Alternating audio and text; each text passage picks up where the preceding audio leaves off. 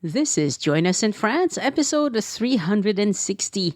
360. Bonjour, I'm Annie Sargent, and Join Us in France is the podcast where we talk about France. Great places to visit in France, French culture, history, gastronomy, and news related to France and the pandemic. Today, I bring you a conversation with Eileen Gillis, where we consider the question, what does it take to be a traveler rather than a tourist? Is that something worth striving for? Eileen loves to push her own limits, and she's certainly had adventures, as you'll hear.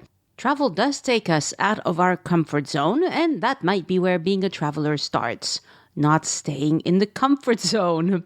Icing on the cake, Eileen has some great tips on how to travel cheap and first class and without headaches. Is that even possible in times of COVID? Apparently so. After the interview, I'll update you on what is happening in France and with the pandemic. I still have not found anyone who tested positive at the end of their vacation in France.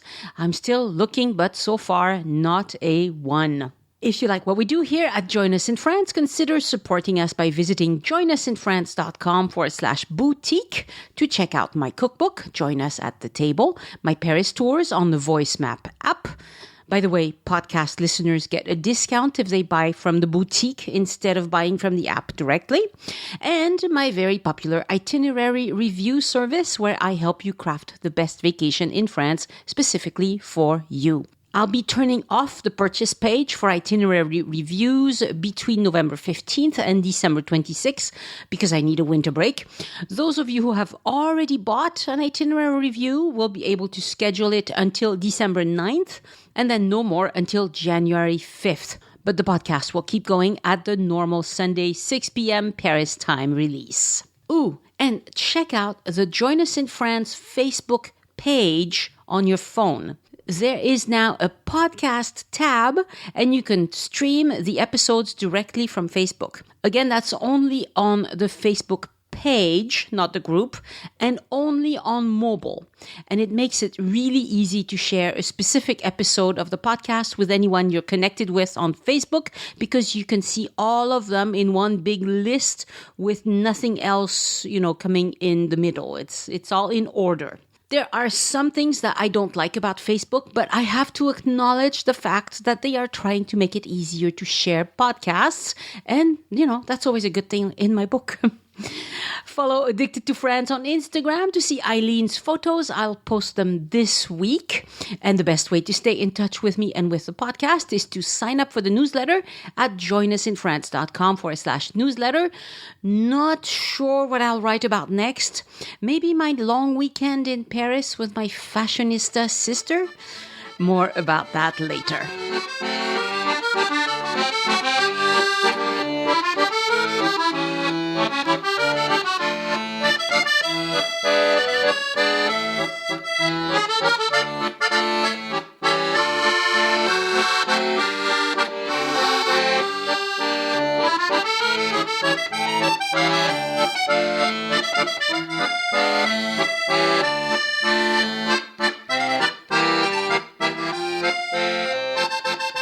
Bonjour, Eileen Gillis, and welcome to Join Us in France. Good morning, Annie. I'm so happy to hear your voice and be invited to be a part of your podcast. Oh, lovely to talk to you. I've followed your posts on the Facebook group for the podcast, and you always posted interesting stuff. So I thought, it'd be nice if I could talk to her about her trip.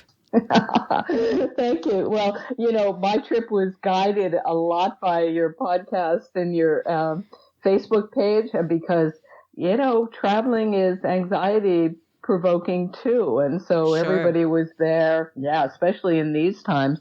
So everybody was there to sort of navigate through testing and, entry requirements.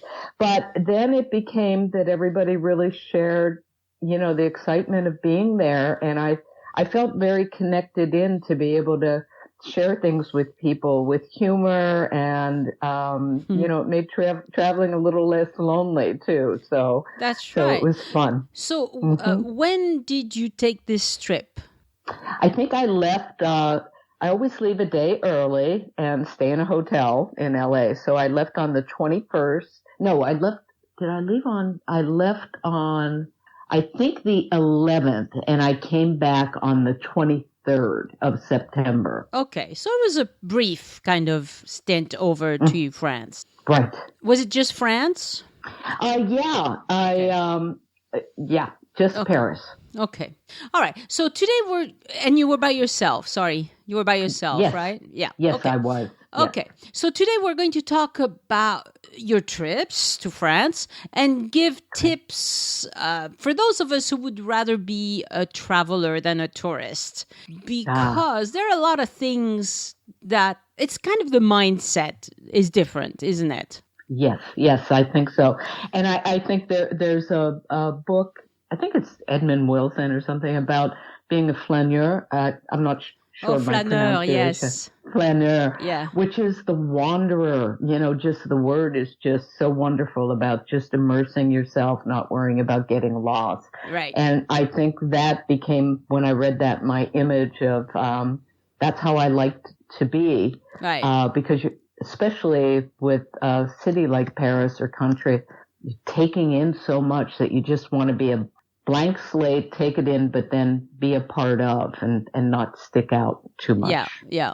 So I made a few points, I wrote down a few bullet points that I want to discuss with you. So the first one is that a tourist will usually stick out, but a traveler will try to understand the country that they're visiting.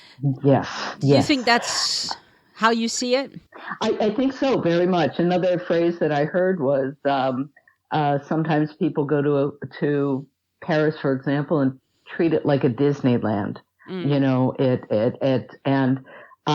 I think I have so much respect for the cultures when I travel. We're invited, we're guests, and the being able to be part of it and be not sticking out has two sides. I mean, obviously you're just treated like everybody else. There's not a silliness about it. But I think the best example is when I go, I always get like a week's pass at a Bikram yoga class. And there's something about in the morning being in a room with people, nobody's really talking. It's a class that's not in English, but we're all doing the same thing.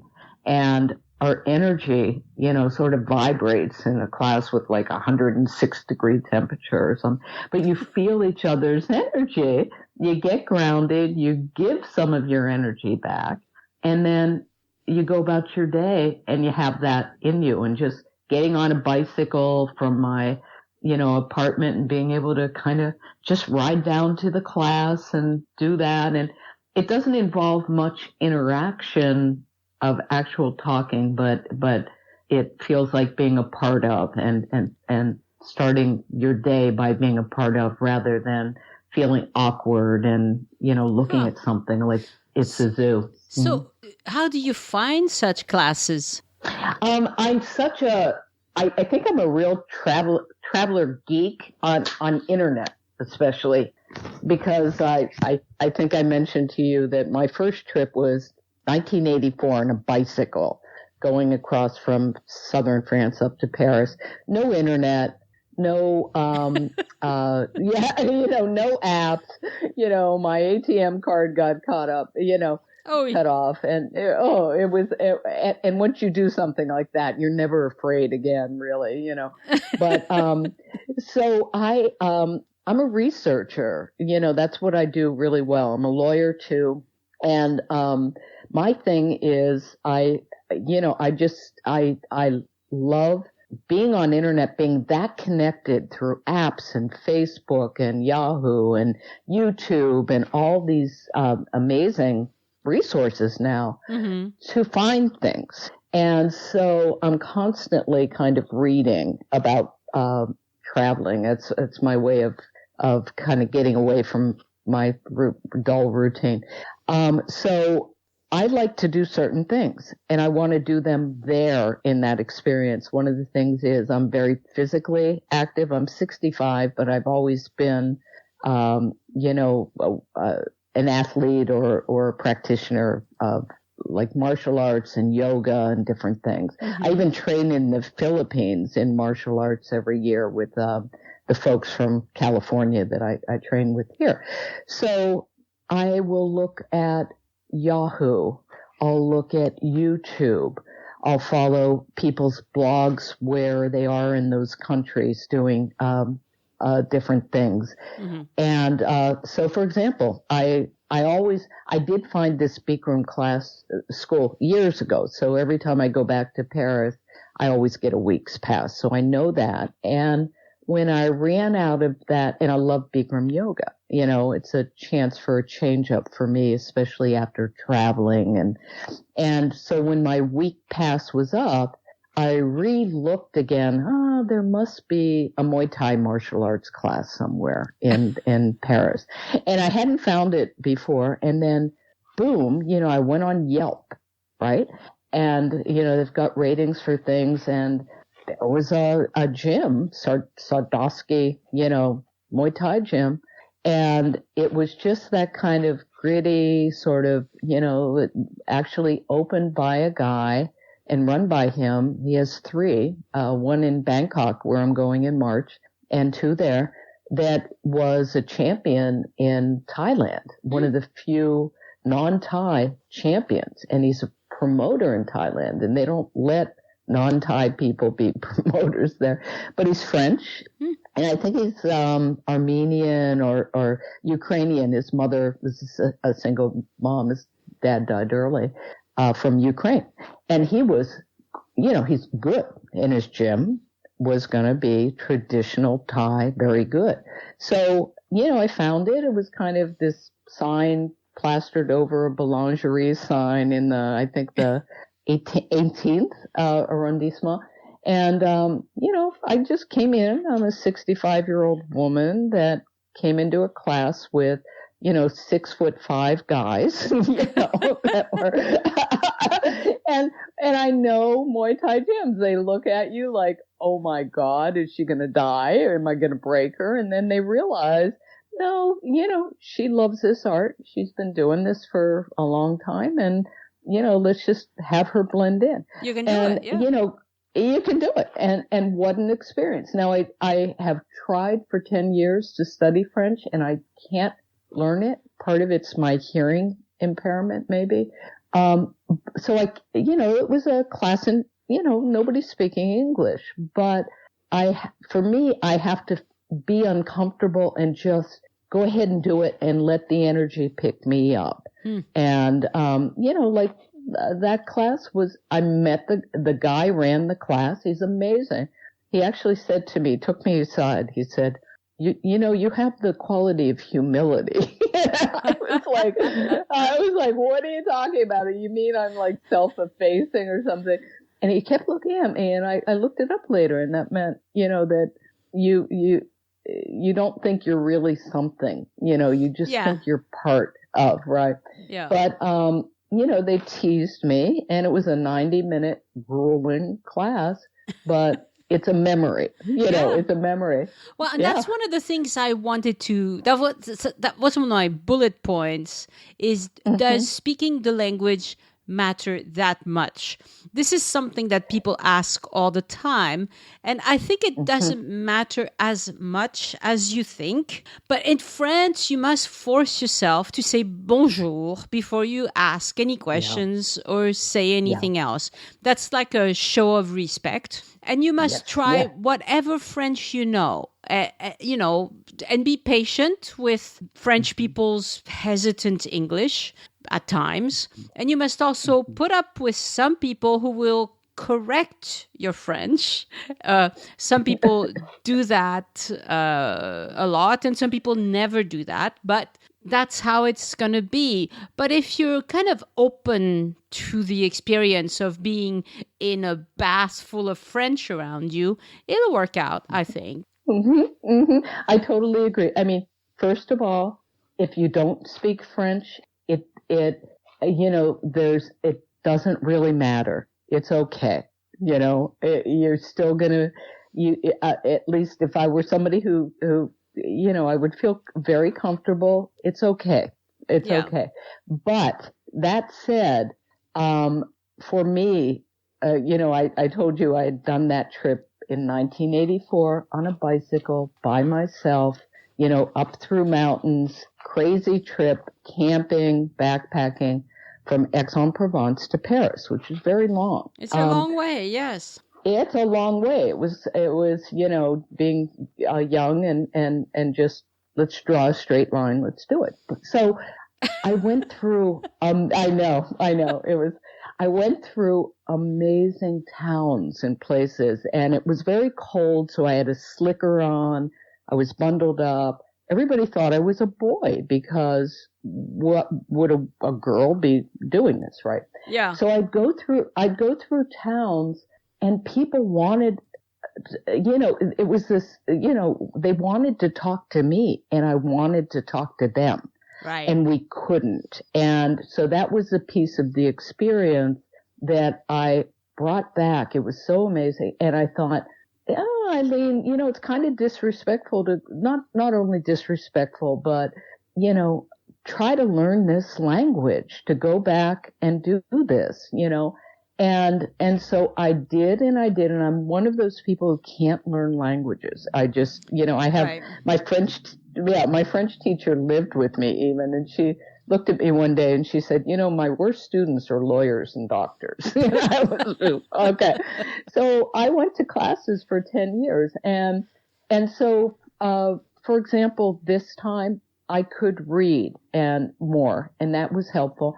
And I would always try to not only greet, but to talk, to make that effort to use words, even though it was awkward. And people are so wonderful. It's like they get it, that you're trying to use the words. And of course, like you said, then they'll either correct if there's enough language there to correct, or, offer, English and, gracefully do that. It's okay. Yeah. So, would it be a better experience if I could speak French? You bet. I would feel, like a bit more of the world would open up. But at the end of the day, still have the same communication, same connection. So I would not be afraid. Right. I have a similar experience when I go to Spain because my Spanish is terrible. But I love the country and I talk to people the best I can. And sometimes it's just sign language or whatever. But I can smile and giggle and make fun of my own bad Spanish or whatever. And it works. You have a good experience anyway. You can enjoy a country even if you don't master the language. But at the same time, if if I wanted to read Cervantes in Spanish, I would have to do a lot of effort because I'm nowhere near that. So it depends on what your goal is with the language. Yes. Right. Yeah. And it makes you a bit more vulnerable, which I think is good, as a North American doing the stuff I do, I'm sort of in a shell, and a hard shell. And one of the reasons I'd like to travel is it kind of makes me a little bit more childlike, and vulnerable to people. So I might be embarrassed a little, but that's really fun. Everything is very refreshing, in the different interactions. So yeah, I agree with you. And going back to my first idea that the traveler tries to understand the country they're visiting, obviously, if you're listening to this podcast, you're trying to understand France. You don't just want to show up and take a photo by the Eiffel Tower and show off that you were in Paris and off you go and you haven't learned a thing. There are plenty of visitors of that sort, and that's fine. That's how they are. But if you listen to this podcast, you are making a lot of effort to understand the country. So you get kudos for that anyway. That's good to know. Another point I had on my list is that tourists seeks out comfort foods, whereas a traveler wants to learn about local specialties and try them out, maybe, or come out of their comfort zone and try something they've never had before. Mm-hmm. Mm-hmm. Yes. Yeah. I think so. Where all that leads to is, like you said, in your, the community you've created around translating and sharing France. I think there's, what I like about it is people have, they seek to have an emotional connection, to the country and the people, to something outside of their world that, adds on memories, to a life. And, I think there is that, again, in that immersion, tasting and trying and, I do have to say, there's one word. I was watching just a clip from, Je t'aime Paris or something, Paris, or an old movie. And, one of the, actors in a section who had come from a small town in the Midwest was a mail carrier her whole life, had dreamed about this trip. And she said, I fell in love with Paris, but I felt like Paris fell in love with me a little. And I thought, wow, because there is for me that sense of, wow, I just want you guys in Paris to tolerate me, to share things. And what you get back is, for me, I get back a wonderful emotional connection and appreciation and stuff. So, for me, especially this trip, like when you talk about tasting or immersing, every day I would go out and I would get, the food is so wonderful. I mean, the vegetables and the fruit, I think it's the soil and the climate is a total different experience for me, to make dinner, or the tastes are just amazing, and the cheese. And every day I thought, what I'm going to do today? I'm going to get one pastry and I just want to taste that pastry. It may be only 3 bites, but they're really like, wow, just a slow, the difference, the lightness, not gobble it down, not make it a comfort kind of thing. Just get a sense, and especially as a traveler to Paris in a short period of time, I only have maybe 9 days or 10 days. So I'm not going to get everything, but I want to gather my memories. I want to, take what is the low-hanging fruit, what I can avail myself in those days, whatever happens in my agenda that just kind of falls, and take that back. And it's really funny because at 65, I've been to Paris probably about 7 times. Mm-hmm.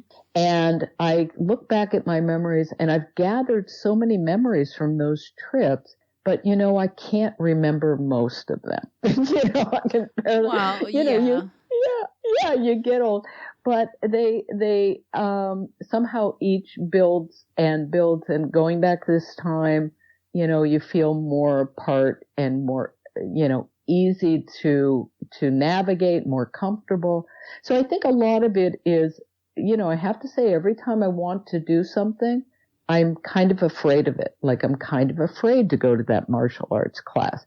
But once I do it, it's like astounding. So I think that's part of being a traveler, is to do something that is kind of a little afraid, because when you're traveling, you're out of your comfort zone and it's disorienting. Yeah. So, but that's for part of it. your point about not being able to remember, some people have a really good habit of having a notebook with them. My friend Patricia Perry, who's in Paris, she has notebooks and she will do a trip notebook, which is really smart, because then even if you only write a little bit, it will help you remember. stuff, later.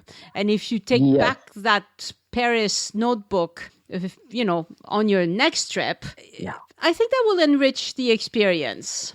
I think so. I mean, one of my regrets from that long bicycle ride was I maybe have 2 postcards and I never wrote a notebook. I think back and I think I remember being in, every town has a campground.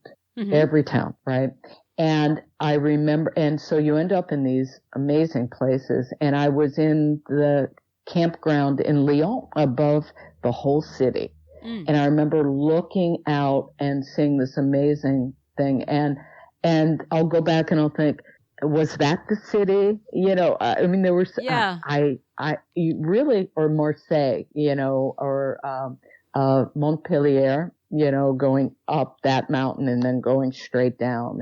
And I have just a little bit, but I regret that I didn't keep a notebook, and I don't know where I was on that trip. All I know was I drew a straight line. I wish I could go back and remember all of that. So nowadays, one thing you can do is let Google track you if that's something you're comfortable with, because then you can go back and see exactly where you were the whole time. So I know there's good reasons to turn that off if for some people, but for me, I find it really cool that I can go back and retrace my steps, and also my photos. I always have GPS information on, because I look at the photo and I'm like, where was I exactly? I mean, a month later, I remember, but a year later, maybe not. And 10 years later, definitely not. Yeah. And that's really helpful. And the other thing too is I kind of collect tickets. If I go to something, I just keep the ticket, and you can put it in your notebook. You could just stick it in there, and I think you can enhance your experience that way by looking back on your trip, look at your photos, look at your notes, look at your tickets, stuff like that. Yeah, and there you go. You're just, I didn't think about that. 2 tips right there. Google, and turn on location, right? Yeah. We sort of gather this stuff. But they, as you get older, it's just, it's amazing to me how much I've forgotten, right? Sure. How much is in front. And it's also amazing to me how much is in front of me, and you just do want to go back, and something will, that memory may then bring the flood of a lot of other memories. So, that's the one thing I regret, is that I didn't, do that, keep track. So absolutely. And another thing that I think is important is that a tourist will just usually want to get their photo in front of a major attraction of some sort. But a traveler will try to understand how this site became so famous, so important. Why are we even here? Like, why does this matter at all? And that's one of the reasons why I like doing the voice map audio tours, is because, I can point out things to people that nobody else pays any attention to. You walk by this stuff without thinking twice. And probably locals walk by this plaque or whatever a million times and never wonder what it is or who is this person they're mentioning or whatever. But that's a nice way to trying to understand the place where you stand is also really important, and a big difference between a tourist and a traveler. I so agree. There are 2 things. One is, when I am in Paris, it's such an old city that, like you said, there's something that, nobody may not notice, but it has come from so many ages of people creating it, or so much intention from somebody so long ago, and there's a connection. And that was probably what was so impressive to me I'm so glad my introduction even to traveling or to France was that trip, because what I remember thinking was I got a sense that every town, it started out very small, towns were small, and they were almost, they all led up to Paris. They were all almost developmentally, they were becoming what that big city was, or maybe they were coming from that big city. I don't know, but it all seemed to be like it all intersected and became Paris as I traveled more north. And of course, doing something like that, I could see how far the Nazi line got down, in terms of you could see battlefields and you could see plaques and things like that. So there's more context, and that makes it much richer. Here I am 40 years later or 35 years later in immersing myself every time I go back, to a country. I do think there's also then, not only the really seeing the country, really feeling, not just looking at something, really understanding what's underneath. The age thing comes in, when every time I go to Paris, it seems to mark a different stage of my life for me and how I understand Paris. I can remember going back as a young attorney, scared, working in a field that was stressful, not sure of myself, a stressful life. And then different periods of time where different things were going on. And this time I could come back as a relaxed adult, almost done with a career, looking at retirement.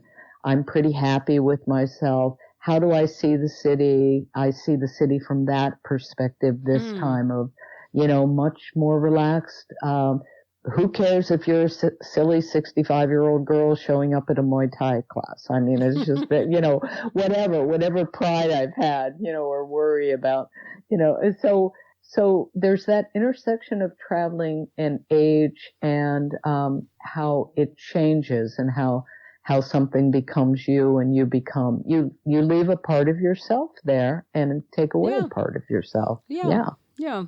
And I think also the way you're doing it, you seek out the recommendations of locals. You try to interact with locals as much as possible. And, this is not a given because it's more comfortable to get information about France from people who are Americans like you. It's more comfortable to talk about France with a fellow American than with a French person, because French people can be a bit abrasive. They can be too direct. They can, be dismissive of your desires to get to know the city or whatever. And so you take a chance every time you seek out the recommendations of locals, but I think it's worth it. Yeah, I do think, and often so surprising and so lovely, and that's where, when you talk about a little bit of the language handicap, I might let myself, because of my fear of that language difference, I might kind of be afraid to interact with locals, but it's okay. The worst that could happen is you don't connect. But for me, I have to try to communicate in whatever way, because it is the experience of interacting with locals. It could be showing up at your Airbnb, exhausted, lost, I couldn't get my SIM card to work, blah, blah, blah, and having the boyfriend of the woman who owns it, who's cleaning the place, be there at the same time. And he barely speaks English, and he's wonderful, and he's showing me, a wonderful place, and I'm talking to him, and I'm tired, and I'm so glad he's there, and just a wonderful bright light of a young man in Paris, just that kind of, just really impacts you, and you remember it. You feel really much more connected, I think. Does. Yeah. So for the last bit of our conversation, I would like to concentrate on you wrote some bullet points about tips to travel cheap but first class and without headaches. So why don't you tell us about that? Because you have some really, really good tips there. Okay.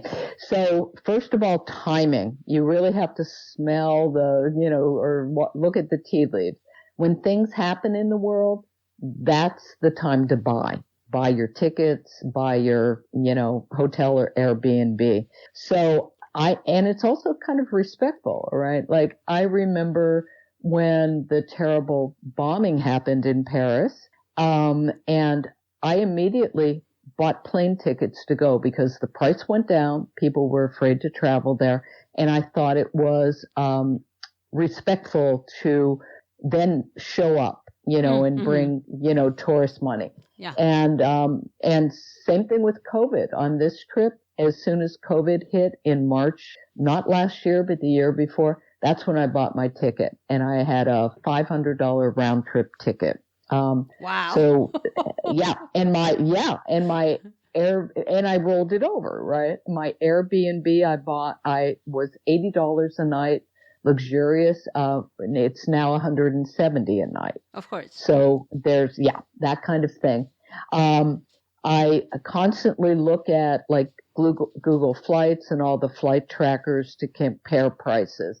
I mentioned, you can play the credit card game. I've played Delta's American Express credit card game for years, right? So what that means is, really take advantage of it. So this year when COVID happened, everybody got rid of their higher end Delta travel cards and they bought the lower end. So of course I got the offer from American Express, hey, you're back, get our best card, which means access to all the airport lounges, $200 rebate. They pay for all your applications for TSA or global entry, it's $300, 60,000 miles of credit, which is like 6 trips between me and LA, where I usually like to fly out of. Automatic complimentary upgrades, which in this time planes aren't full.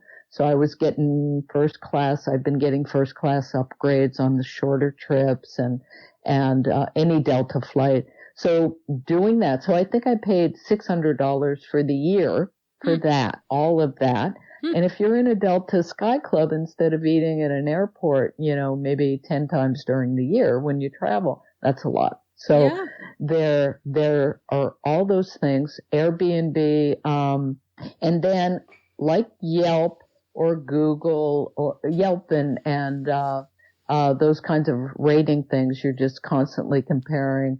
So there's a lot of little tips. And then I go, sometimes I would like to retire in Bangkok. I have an Airbnb reserved for Bangkok in March that I reserved a long time ago, doing the same stuff with flights and everything.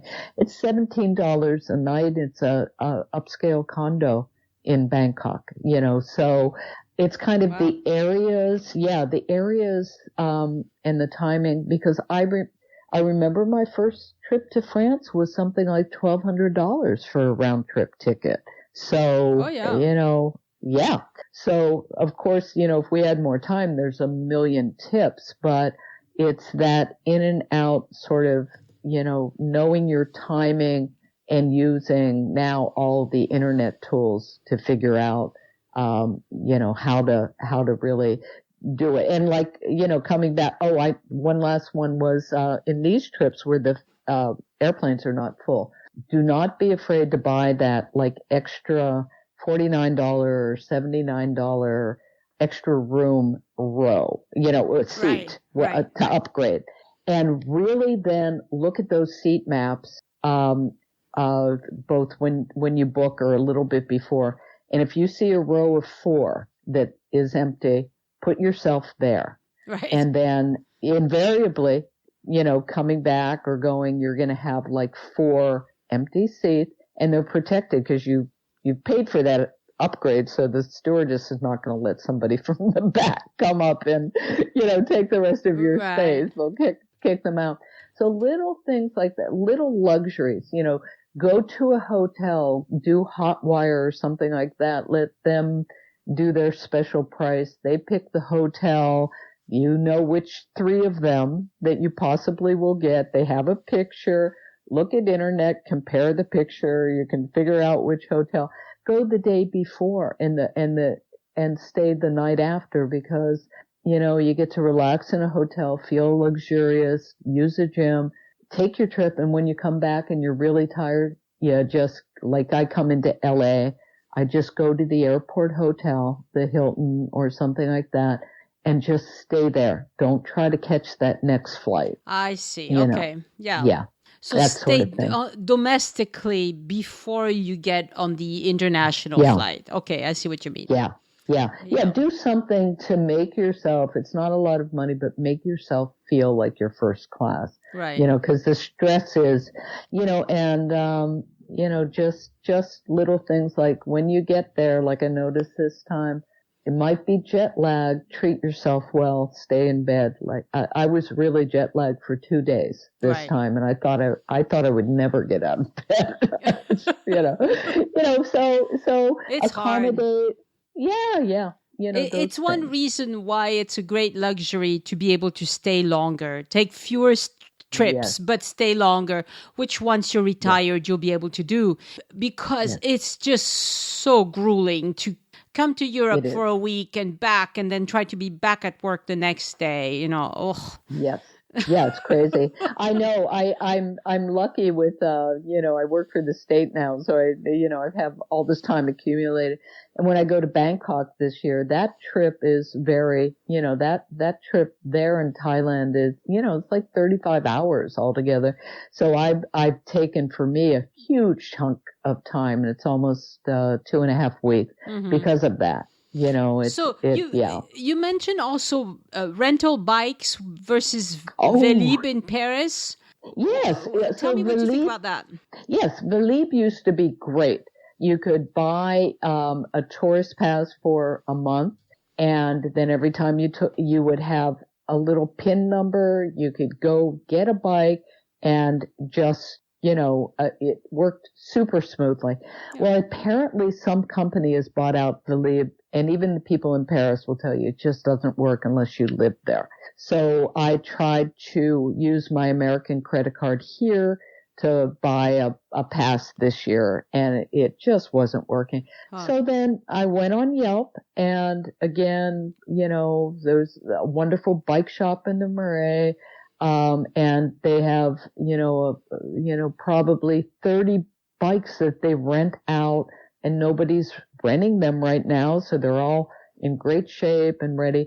So I think I went there. I had a wonderful conversation with a young man who was bored, in the bike shop all day about his grad degree and everything. And I rented a very sturdy, commuter bike for $70 for, the entire time, which is probably cheaper than Velib, and very sturdy, well-made. And Velib, it gets a lot of use, and so, and the different kinds of bikes, so they may not be in good shape. And then riding on a bicycle around Paris with Google Maps now, it's unbelievably joyful, as well as immerse yourself in the metro, or, that kind of experience. So that's what I was able to do, and it was easy. It kind of opened it up more. And even like the tips of the cheaper yet first class for me, using mass transit in different ways, metro, like taking the metro in from the airport if your pack's light enough, that feels first class to me, because I'm seeing a whole different transitional world and being part of the going to work in the morning world on the metro for what, 10 euros. Oh, Yet that's I one feel that I pass. I'll take a taxi. Oh no. I know it's kind of fun. I always manage to get myself in the wrong place where I'm like taking up so much space, and I get scowled at, and I have Although to move. not But yeah, the last time I took the RER between the airport and Paris. We were packed in like sardines. It was awful. And there was this young man sitting there that looked Asian, but talked like he was from North Africa. French North Africa, which has a definite accent and way of speaking. And I was so mesmerized by this Asian looking kid talking like a North African. I was like, huh, isn't that weird? I know. And he said a lot of words I couldn't understand, even though I'm native French. I was like, huh, I'm getting old. No, I don't know what he's going on about. Yeah. And my experience coming back, I used to travel on Christmas Day and New Year's Day. That was my thing because it was less crowded and it was just a wild kind of day to do it. And coming back once on the RER to the airport, I was in an almost empty car with about 5 young kids who had partied all night long, and they were hysterical. It was early in the morning, and they were just, them and me, they were still kind of tipsy, and it was just this hysterical ride back, and it was like, where are you going to see this? That's true. It can be interesting, but yeah. Yeah. It could be deadly. I was not happy. My pack was a little too heavy this time, and without SIM cards, and that's the other cheap one is I bit the bullet and actually figured out how to use the SIM card, and it's really easy. Just make sure your phone's unlocked, even if they tell you it is. Double check, right? Because you're stuck. And you can double check by taking a family member's SIM card. You put it in if they're in it. If you find somebody who's with a different provider, just try their provider into your phone, and you'll know. Great idea. And if you get stuck, that's a great idea. If you get stuck, because I couldn't figure out what it was for a while. And if you get stuck, then you go online and you hit up the company, and they tell you they will take it under consideration, get back to you. My funny story was coming back. I thought I lost the SIM card for the phone because I had an old one and mixed it up. So I had to go through getting a brand new SIM card when I came back from AT&T. And I was sitting there at my computer, and I looked at this thing because I bought a SIM card there, and I had, and I'm looking at it. All of a sudden, I saw where the shopkeeper had carefully, when he was trying to help me, taped my old SIM card on the front cover of the thing. And I looked at it. There it is. There it is. There it is. All this trouble, and $40 later. Oh, wonderful. So, yeah.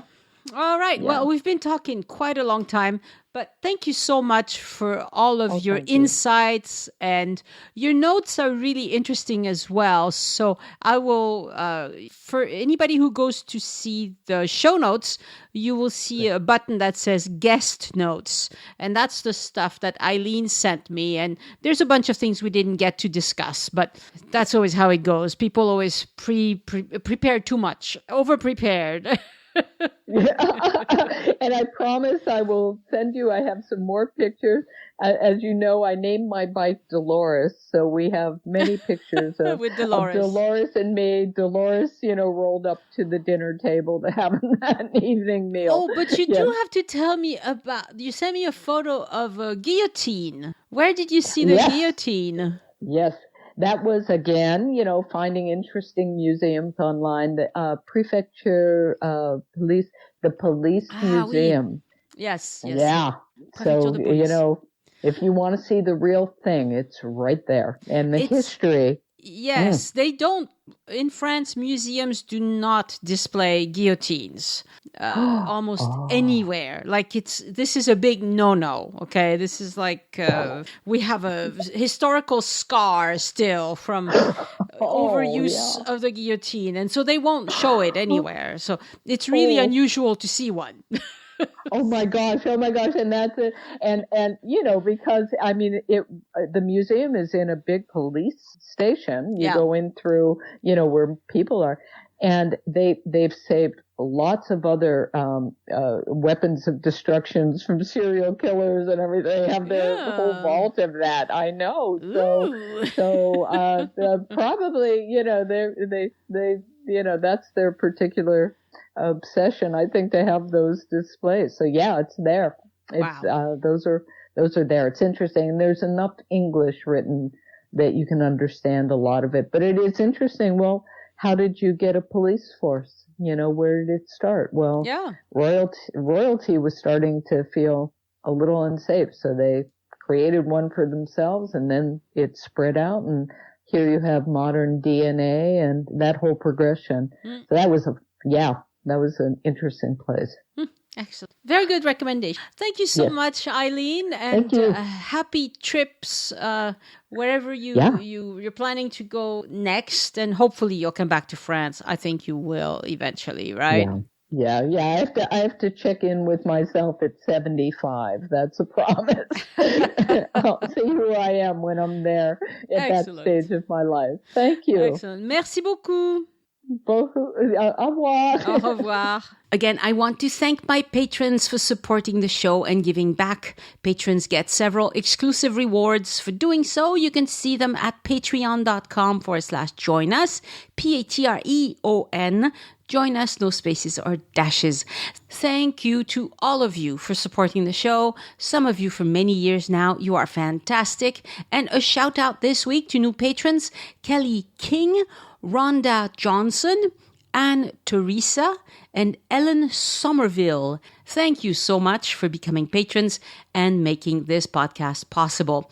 My thanks also to Jamie Sinakori for sending in a one-time donation by using the green button on any page on joinusinfrance.com that says tip your guide. Another way to support this podcast is to hire me to be your itinerary consultant.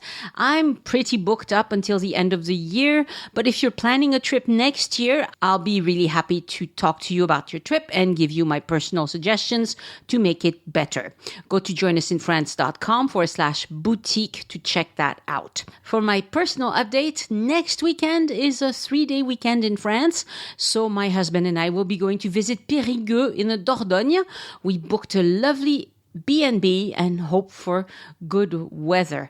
Early November, you never know, but we hope. And the weekend after that is also a 4-day weekend for us anyway. So my husband and I will be going to Paris with my sister and her boyfriend.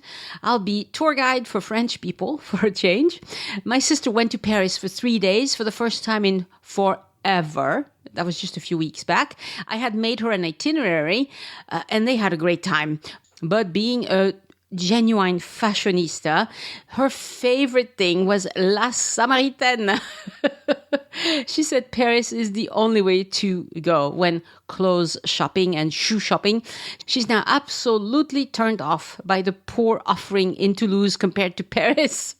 Anyway, it'll be fun to see Paris through her fashionista lens, and spending time with family is always good for me. And around Thanksgiving, I might go to Grenoble as well because my daughter has to go for work and I might as well tag along and check out the city. It's been so long since I've been to Grenoble. I think I was 19 last time I went, and at that time I was hiking with a big group of young adults. It was the most tiring trip of my life because we had to be self-sufficient and carry all our food and everything for several days. And I mean, I have good memories of this trip, but I look forward to seeing Grenoble again without a big backpack on my back. Then off to the US for Christmas, so it's wonderful to travel again. And the family paella turned out great. I was thinking it's a lot of work doing a paella for 12 people, but it's even more work doing a traditional Thanksgiving dinner, and that's coming up soon. How about paella for Thanksgiving? Is that even allowed? Because, paella is tasty and much easier than making 10 different dishes and 6 different desserts and all of the things that you have to do for Thanksgiving. Anyway, we'll see. We'll see what I decide to do.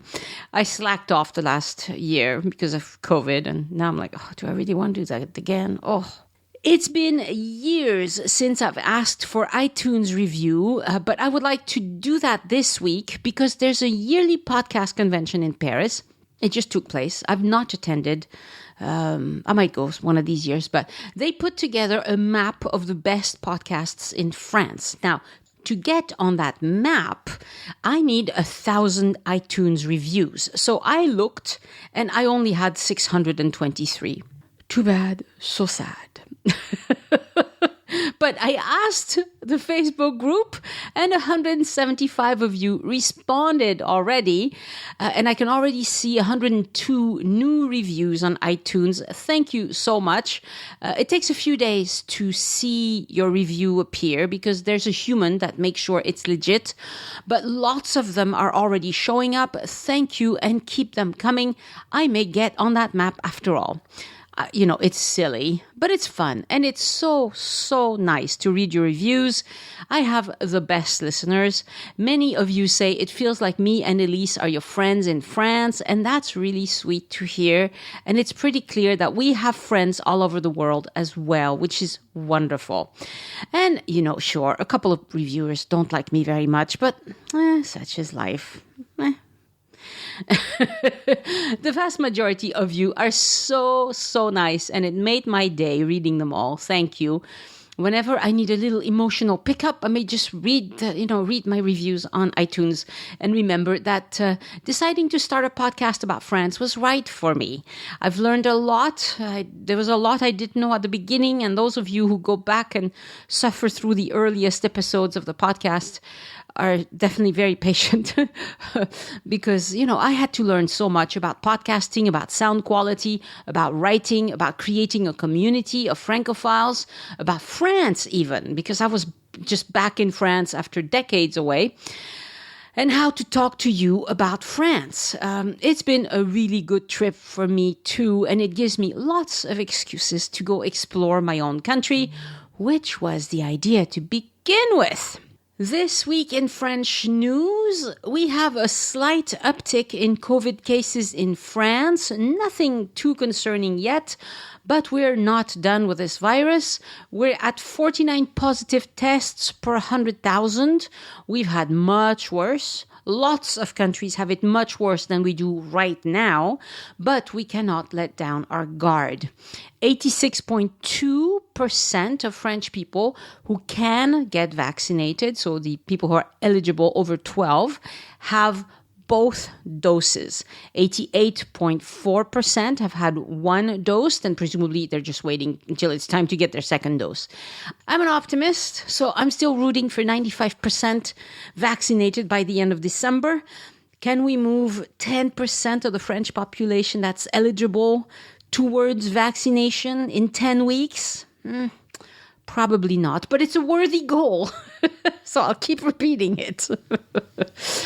So it's really hard to compare France to other countries for me because every country reports a little bit differently and the numbers mean something different. But unlike what we feared at the beginning, it looks like France has done a very good job at vaccinating a lot of the population. It looks like we're slightly ahead of the US anyway. There's more people fully vaccinated in France than in the US overall, okay?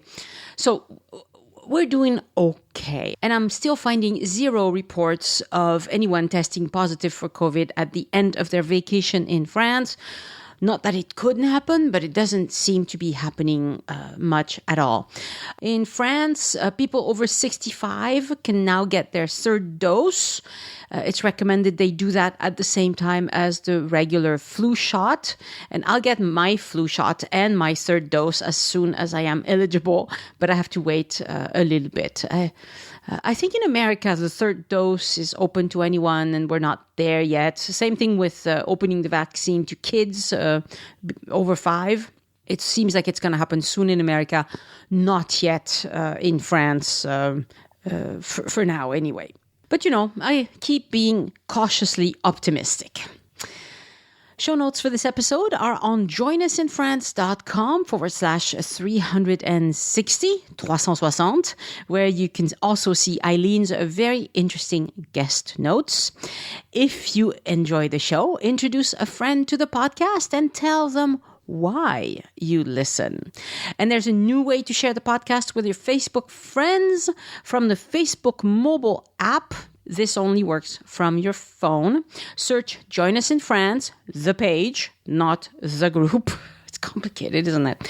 Then tap on the podcast tab and boom, you see all the episodes. Pick the one you want to share. Click on the little 3 dots and share. It's very handy dandy. I'm glad Facebook has finally made it a little bit easier to find information because so far it's been a mess.